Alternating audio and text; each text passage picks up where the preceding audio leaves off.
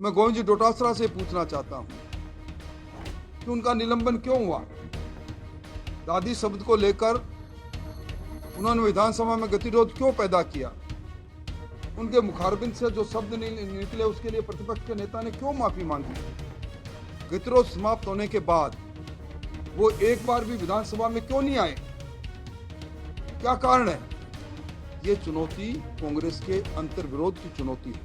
तो ये दुर्भाग्य है, कांग्रेस पार्टी के नेता ये भूल जाते हैं कि सरकार के समय में कोई भी निर्माण हो वो राजस्थान के 8 करोड़ लोगों के द्वारा दिए गए कर के पैसों के आधार पर कॉन्स्टिट्यूशन क्लब बना। प्रतिपक्ष के नेता के रूप में उस समय मैं उसमें था, उसका शिलान्यास भी हुआ, उसका लोकार्पण भी हुआ, परंतु कॉन्स्टिट्यूशन क्लब चले कैसे, उसकी चलने वाली जो एजेंसी थी उसका चयन नहीं हुआ। उसका चयन अब हुआ और कॉन्स्टिट्यूशन क्लब अब वहां जाने पर चर्चा परिचर्चा से लेकर वहां सारी सुविधाएं जब मिलने लगी तो पहले दिन जब अपने घर में हम प्रवेश करते हैं, हम भी उस घर को बना लेते हैं और उस घर में पहले दिन प्रवेश करते हैं तो पूजा भी करते हैं, थोड़े अपने सब सज्जनों को बुलाते भी हैं। विधानसभा के अध्यक्ष जी ने अगर उसके शुभारंभ पर पहले दिन वो विधिवत रूप से प्रारंभ हो रहा है, लोकार्पित तो हो गया, अगर लोकसभा के अध्यक्ष जी को बुलाना तय कर लिया तो मैं समझता हूं कि ये उतना अधिकार नहीं, वो खींच उतार रहे हैं। मैं गोविंद जी डोटासरा से पूछना चाहता हूं कि उनका निलंबन क्यों हुआ। दादी शब्द को लेकर उन्होंने विधानसभा में गतिरोध क्यों पैदा किया। उनके मुखारबिंद से जो शब्द निकले उसके लिए प्रतिपक्ष के नेता ने क्यों माफी मांगी। गतिरोध समाप्त होने के बाद वो एक बार भी विधानसभा में क्यों नहीं आए, क्या कारण है। ये चुनौती कांग्रेस के अंतर्विरोध की चुनौती है, प्रतिपक्ष के नेता की और डोटासरा जी के दो गुटों का संघर्ष हमारे सामने है।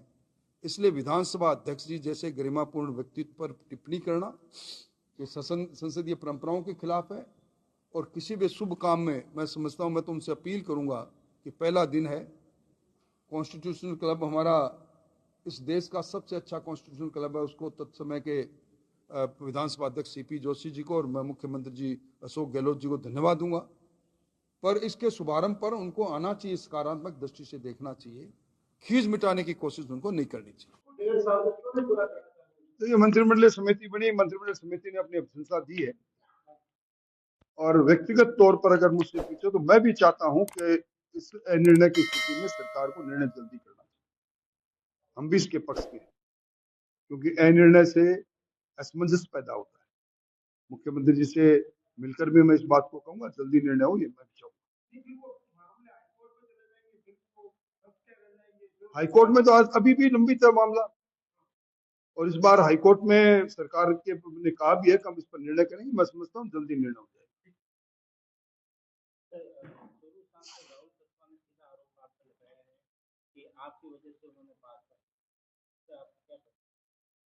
देखिए, जिस परिवार को 11 बार टिकट मिली, लोकसभा की टिकट मिली उनके पिताजी को 6 बार, उनको खुद को टिकट मिली, उनकी माताजी को मिली, एक बार टिकट कटी और टिकट कटते ही जिस पार्टी के विचार के साथ वो अपने आप को जुड़ने का दावा करते थे, जिस राम मंदिर के निर्माण पर बड़े बड़े पोस्टर लगाते थे, जिस मोदी जी को वो दुनिया का सबसे बड़ा नेता कहते थे, जिस राहुल जी के लिए उनकी टिप्पणी मुझे अभी भी याद है, उन्होंने कहा मुझे मैं शर्मसार हूं कि मेरा नाम भी राहुल है और राहुल गांधी का नाम भी राहुल है। वो पीठ में खंजर मार के सामने चले गए और अब वो कह रहे हैं कि वो उन्होंने पार्टी छोड़ी, मेरे कारण छोड़ी।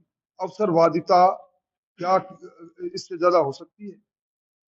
क्या कोई व्यक्ति कह सकता है कि मैं, मेरा अधिकार है कि मैं जो पार्टी से चाहूंगा वो पार्टी करे, मुझे और मेरे परिवार को टिकट दे, तब तो वो पार्टी ठीक है, माँ है, वरना पार्टी खराब है। मैं समझता हूं उनका ये बयान अपने आप में विरोधाभासी बयान है। वो अवसरवादी व्यक्ति थे और अवसर पर टिकट नहीं मिलने पर उन्होंने पार्टी लाइन को तोड़ा।